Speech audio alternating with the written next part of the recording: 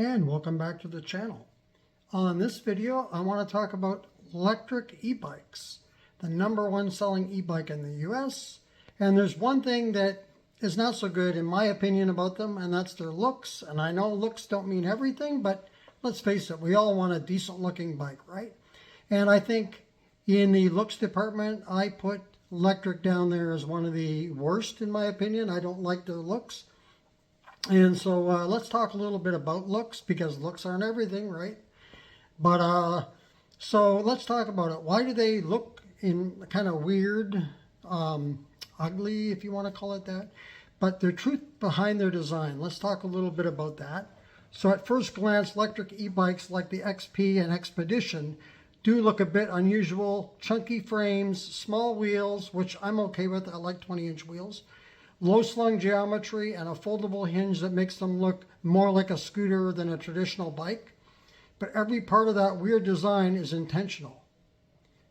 So one of the reasons why they look like that is their foldability and portability. Lectric's original mission was to make e-bikes that fit anywhere. Apartments, RVs, cars, car trunks I should say, and campers.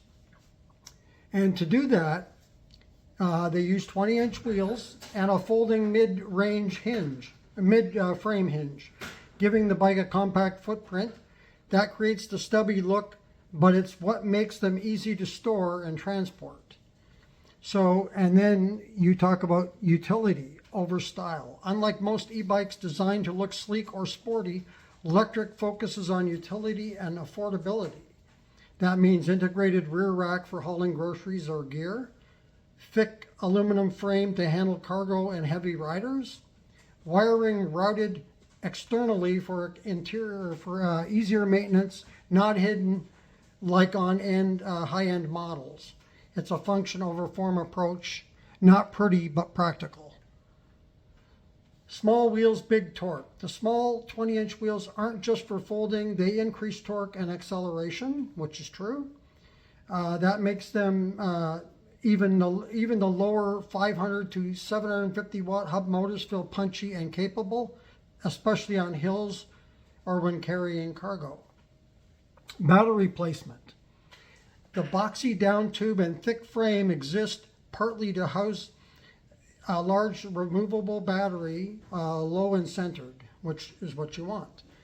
That keeps the center of gravity balanced, which improves handling despite the compact geometry. Design around price and mass production. So to get the bikes cheaper, Lectric builds bikes to hit specific price points, often under $1,000. Their design uses straight tube geometry and modular frames that are cheaper to manufacture and ship. It's why you can get so much performance for the price, even if it looks odd next to a $3,000 Trek or Specialized.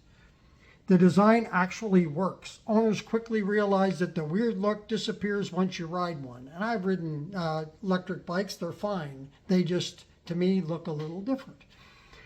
They're comfortable, they have upright seating, stable ride feel, easy mounting for all heights, surprisingly good handling. The look is unconventional, but the design serves real world riders better than many stylish e-bikes.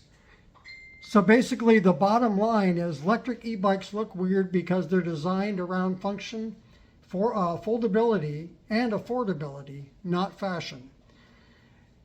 What looks a little quirky frame is actually the key to the mass appeal and practicality. A design that trades sleekness for smart engineering and everyday usability. So what are your thoughts on the Lectric? I have a poll running. So you can go and check out that poll in the community page and put your opinion in there as to what you want to vote for.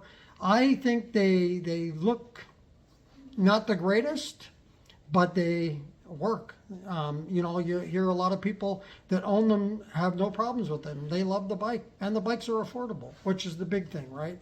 You don't want to spend a gazillion dollars on a bike because a lot of people don't have that kind of money, especially these days. So that's a quick synopsis on the Lectric, the #1 selling e-bike in America. Yeah, it looks not the greatest, but they perform and they're affordable, which is definitely a thumbs up. There we go. Before I end this video, and thank you very much for tuning in, all of you that are tuning in. And if you like this video, go ahead and hit the like button. If you'd like to subscribe to the channel, just hit that subscribe button. If you want to be notified as to when the next video comes up with the channel, just hit that notification bell. And if you want to leave a comment on this or any other videos, go ahead and leave that in the comments below. And before I leave, if you remember some of the past videos when I was living in Oregon, and I was then known as Oregon Ebiker Mark, I had a friend, Keith, who was on here on a regular basis, especially toward the end of the last few years. And so I just wanted to make mention that he now has a YouTube channel. So I want to kind of throw his YouTube channel name out there in case you want to subscribe to his channel. And thank you for doing that. It's much appreciated. So his YouTube channel is Keith's PNW Hikes and Bikes. And he's just started the channel up in the last few days, it looks like. I didn't even know until he commented on one of my videos, and I saw the name, and I said, hey, you got a new channel? And he said, yeah, he does. So he's got a couple of videos up there so far. So he does hiking and biking, and I'm not sure what else he's going to throw in there, but it ought to be cool. I watched the videos already. Very cool so far. So sure, give him a follow there, and put some likes up on his videos as well. He does an awesome job. So thank you very much again for tuning into this video. And as always, until next time, be safe everyone, and keep your wheels on the road. See you later.